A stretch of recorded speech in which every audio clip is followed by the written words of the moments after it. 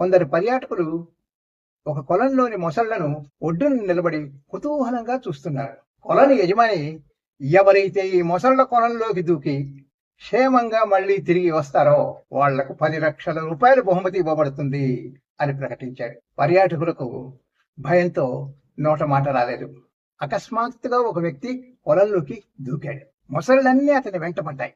అదృష్టవశాత్తు ఈదుకుంటూ బతికి బయటపడి ఒడ్డుకు చేరాడు. నీవే విజేతవు అని కొలని యజమాని బహుమతి మొత్తం అతని చేతికి అందించాడు. అతను బ్రతుకజీవుడా అని భార్యతో కలిసి హోటల్ రూమ్ కి పోయాడు. రూమ్ లో, నిజానికి నేను ఆ కొలంలో దూకలేదు, వెనక నుండి ఎవరో తోసేశారు, భయం భయంగా చెప్పాడు. భార్య తాపీగా చెప్పింది, నేనే తోసేశా.